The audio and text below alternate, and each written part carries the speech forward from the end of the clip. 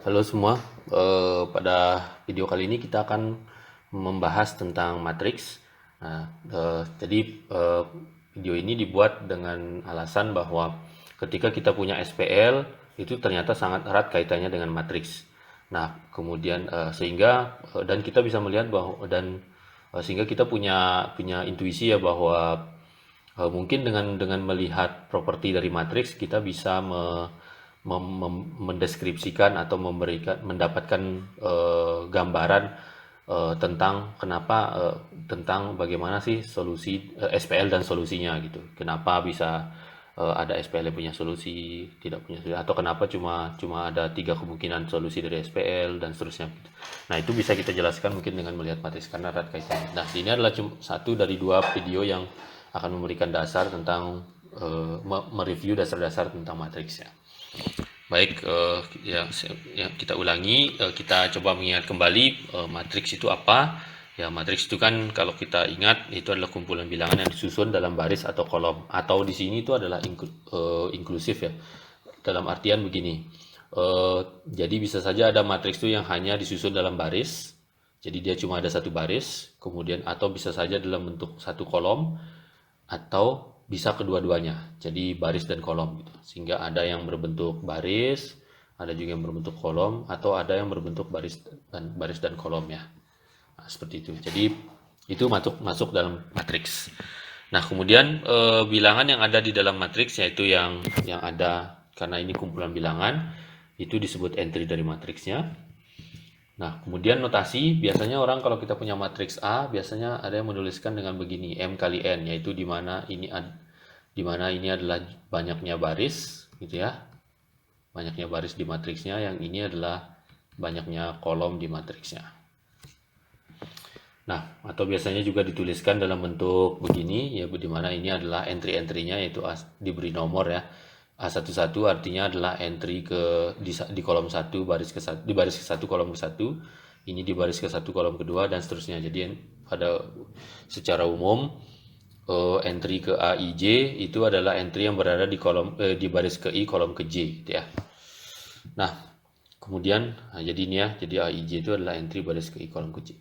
Kemudian ada yang lain di dalam matriks itu ada yang namanya diagonal utama ya. Jadi entry-entry yang berada yang diwarnai hijau ini itu adalah entry-entry yang berada di diagonal utama. Jadi ciri khasnya itu adalah kalau kalau bisa dilihat bahwa ini 1122 MN gitu ya.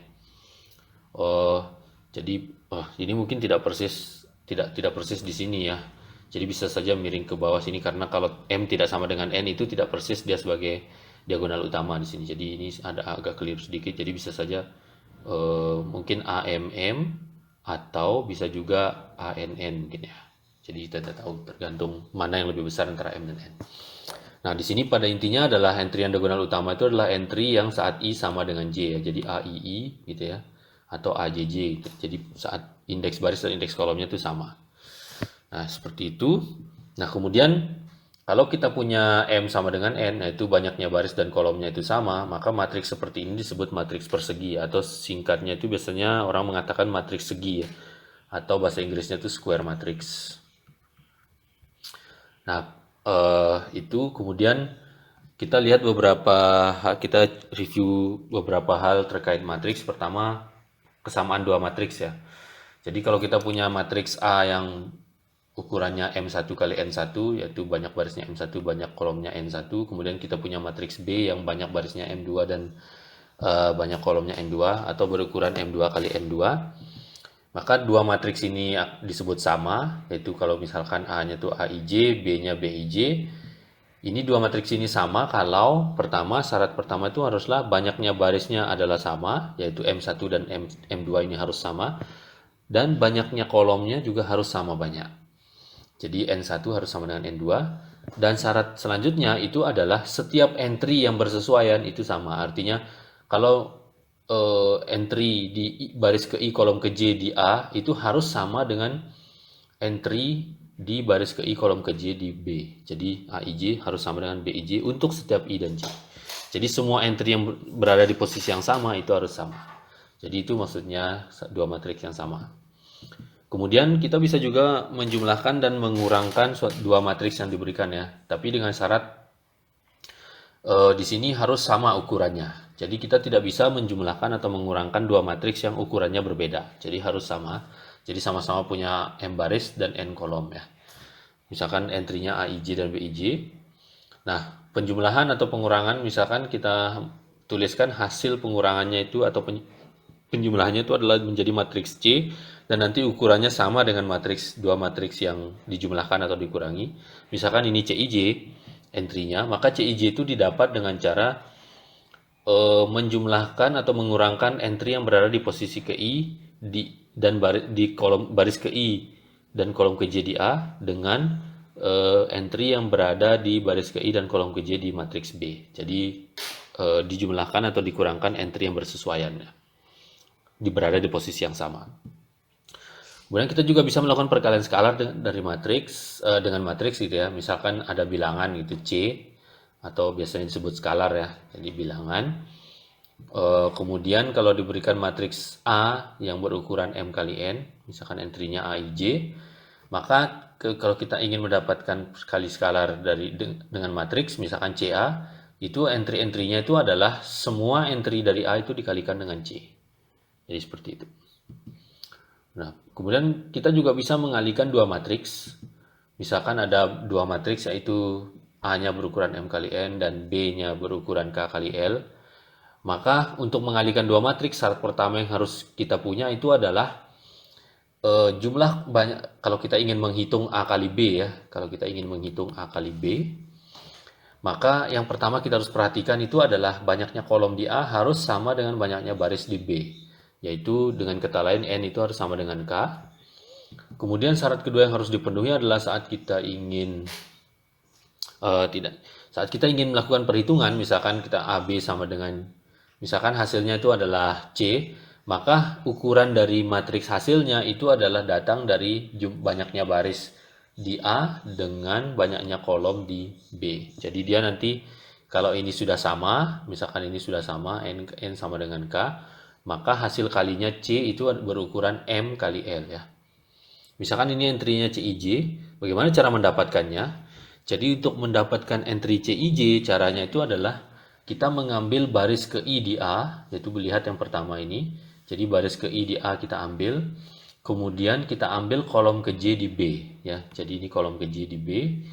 Nah, cara mengalihkannya itu adalah cara kita mendapatkan entry CIJ itu adalah kita kalikan ini dengan ini, dijumlahkan dengan ini kali ini, dan seterusnya dijumlahkan dengan ini dikali ini ya. Atau rumusnya itu adalah seperti ini. Jadi entry pertama dengan entry pertama dikalikan, dijumlahkan dengan entry kedua dikalikan entry kedua, dijumlahkan terus sampai terakhir ya. Nah, inilah alasan dibalik kenapa harus banyaknya baris di sini itu sama dengan banyaknya kolom di A itu sama dengan banyaknya baris di B, sehingga ini bisa dilakukan ya. Karena kalau ini tidak sama maka ada yang tidak punya pasangan. Nah, seperti itu. Jadi itu cara, dan itu kita lakukan terus untuk semua I dan J ya, sehingga kita dapatkan semua entry dari matriks C hasil kalinya. Kemudian ada istilah kombinasi linear dari matriks. Nah, ini adalah istilah baru yang mungkin baru didengar untuk mahasiswa yang mengambil mata kuliah aljabar linear elementer. Dan ini istilah yang mungkin akan terus berulang ya, yaitu istilah kombinasi linear ini yang perlu diingat, ini istilah penting. Nah, kalau misalkan diberikan ada R matriks ya, yang ukurannya sama semua, jadi ada A1, A2 sampai AR, ini sama ukurannya, jadi tidak boleh berbeda. Kemudian kita punya bilangan atau skalar C1 sampai CR, ada R banyaknya, jadi ini ada R, kemudian juga ada sebanyak R. Nah, kalau kita menghitung ini, jadi kan tadi kita bisa menjumlahkan matriks yang ukurannya sama, kemudian kita juga bisa mengalihkan dengan skalar. Suatu matriks itu dengan skalar bisa dikalikan. Nah, kita hitung C1 kali A1, kita hitung C2 kali A2, C3 kali A3 sampai CR kali AR. Kemudian hasil perkalian skalar tersebut kita jumlahkan semuanya. Nah, inilah yang kita sebut sebagai kombinasi linear dari A1, A2 sampai AR dengan koefisien C1, C2, Cn. Jadi skalarnya ini yang disebut dengan koefisien. Dan ini dengan melihat A1, A2, AR-nya, ini adalah kombinasi linear dari matriks tersebut dengan koefisien yang diberikan. Nah, Sebagai contoh, misalkan kalau saya punya 3 matriks ukuran 2 kali 2, ini A-nya, ini B-nya, ini C-nya. Nah, kalau kita memandang 2 kali A ditambah 3 kali B ditambah dengan min 1 kali C, maka kita bisa dapat bahwa hasilnya ini. Maka matriks inilah yang kita sebut sebagai kombinasi linier dari matriks A, B, dan C dengan koefisiennya itu adalah 2, 3, dan min 1. Ya. Jadi ini contohnya. Jadi kombinasi liniernya juga akan menghasilkan matriks yang ukurannya sama dengan 3 matriks yang ada di sini. Jadi begitu, secara umum juga begitu, kalau kita punya R matriks yang ukurannya sama, kita hitung kombinasi liniernya, maka ukuran hasil kombinasi liniernya itu adalah sama dengan ukuran matriks yang dikombinasikan ya. Kemudian kita bisa melihat istilahnya ada kombinasi linear dari vektor kolom dari matriks. Jadi kalau diberikan matriks A dan matriks B, matriks X ya, di mana matriks X-nya ini adalah cuma ada satu kolom. Nah, vektor kolom di matriks itu adalah yang ini ya. Ini vektor kolom pertama, ini vektor kolom kedua, vektor kolom ketiga, dan seterusnya sampai ada vektor kolom ke n ya. Karena di sini ada n kolom. Nah, ketika kita menghitung A kali X ya, jadi kita akan dapatkan suatu matriks yang hanya terdiri dari M baris dan satu kolom ya. Karena kalau kita lihat kan ini ukurannya M kali N, ini ukurannya N kali 1, ini sudah sama, maka hasil perkaliannya itu adalah M kali 1 ya. Nah, sehingga di sini kalau kita lihat ini bentuknya, jadi bisa dilihat bahwa A11 kali X1 tambah A12 kali X2 tambah A13 kali X3 sampai A1N kali XN, kita akan dapatkan baris pertama. Kemudian untuk baris kedua juga sama, A21 kali X1, A22 kali X2, dan seterusnya sampai A2N kali XN, kita akan dapatkan baris kedua, dan seterusnya sampai baris terakhir ya. Nah, kalau kita lihat ya, ini di kolom pertama, di entry bukan kolom ya, jadi di bagian yang ini itu semuanya dikalikan oleh X1. Di bagian yang sebelah sini itu semuanya dikalikan dengan X2, di bagian yang sebelah sini itu semuanya dikalikan dengan XN. Nah, sehingga kita bisa menuliskan dengan cara yang lain entry ini semua, jadi entry matriks ini, yaitu dengan cara kita keluarkan X1-nya, kemudian kita jadikan ini satu kolom, kita keluarkan X2-nya, jadikan yang entry-entry yang di sini jadi satu kolom, dan seterusnya kita keluarkan XN, dan bisa kita lihat bahwa hasil perkalian AX ini itu adalah kombinasi linear dari vektor-vektor kolom yang tadi saya sebutkan di sini dengan koefisiennya itu adalah entry-entry di X ya. Jadi ini entry-entrynya, ini jadi koefisiennya.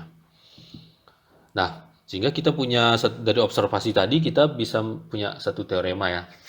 Jadi kalau kita punya matriks ukuran M kali N dan suatu matriks lain yang berukuran N kali 1, yaitu ini cuma ada satu kolom, maka AX itu adalah kombinasi linear dari vektor-vektor kolom di A dengan koefisiennya itu adalah entry-entry di X. Jadi seperti yang saya sampaikan tadi. Jadi ini koefisien-koefisiennya adalah entry di X dan ini adalah vektor-vektor kolom di A. Ya. Sebagai contoh, misalkan saya punya ini A-nya, ini X-nya, gitu ya. Jadi AX itu kalau dihitung itu adalah sama dengan ini. Bisa dilihat bahwa min 1 kali 2 ditambah 3 kali min 1 ditambah 2 kali 3 itu jadi 1 dan seterusnya. Nah, kalau kita hitung kombinasi liniernya, jadi ini ada vektor kolom pertama, ini vektor kolom kedua, ini vektor kolom ketiga. Jadi ini koefisien pertama, ini koefisien kedua, ini koefisien ketiga, kita bawa ke sini. Jadi 2 kali vektor kolom pertama, koefisien kedua dikali vektor kolom kedua, koefisien ketiga dikali vektor kolom ketiga. Hasilnya adalah ini. Dan kalau kita lihat ini dan ini sama ya. Jadi benar sama. Nah, kemudian kita bisa melihat apa hubungan antara SPL dan matriks. Oh, ya memang kita sudah melihat hubungannya lewat matriks gandeng ya. Tapi apa alasan dibalik munculnya matriks gandeng? Kita coba melihat di sini.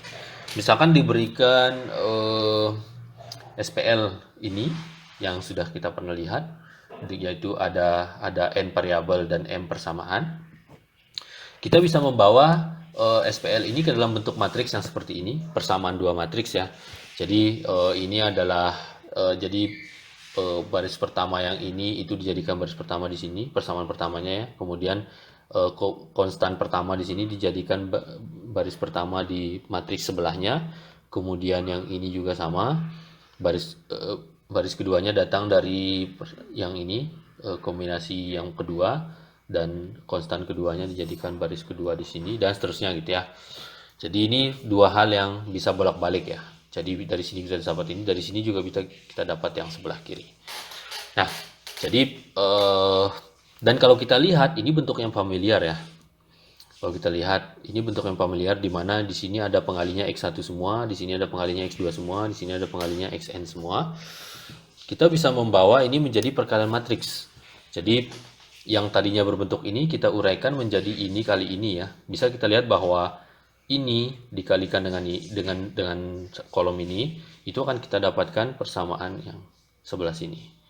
Ini dikalikan dengan kolom ini, kita akan dapatkan yang kedua, dan seterusnya gitu ya. Dan ini tidak berubah. Nah, kalau kita lihat, ini jadi A-nya, ini jadi X-nya, ini jadi B-nya. Sehingga kita bisa menuliskan SPL itu dalam bentuk kombinasi linear ya. Jadi AX sama dengan B itu. Jadi SPL bisa kita bawa ke dalam bentuk perkalian matriks seperti ini. Jadi di mana A-nya itu adalah matriks yang memuat koefisien-koefisien yang ada di persamaan ini. Kemudian X-nya itu adalah memuat variabel-variabelnya.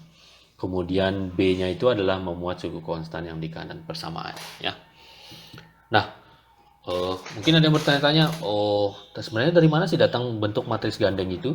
Nah, kalau diperhatikan dengan seksama ya, jadi matriks gandeng itu sebenarnya datang dari simplifikasi atau penyederhanaan dari bentuk ini, yaitu dimana kita cuma mengambil A dan B-nya dan digandeng. Jadi kalau kita lihat, kita mengambil matriks ini dan suku konstannya ini, kita gandengkan, kita dapatlah matriks gandeng. Jadi sebenarnya itu dari situlah datang nama gandeng itu ya, karena kita menggandengkan atau menempelkan matriks A dengan suku konstan. Karena kan X ini kan mungkin bisa karena tidak ada nilainya ya, jadi bisa diabaikan, dianggap supaya lebih memudahkan untuk dianggap seperti tidak terlihat, memudahkan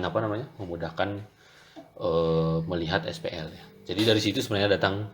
Jadi sebenarnya matriks gandeng itu, nama matriks gandeng itu datang dari menggandengkan matriks koefisien dengan matriks suku konstannya. Baik, itu saja. Terima kasih atas perhatiannya. Sampai ketemu di video selanjutnya.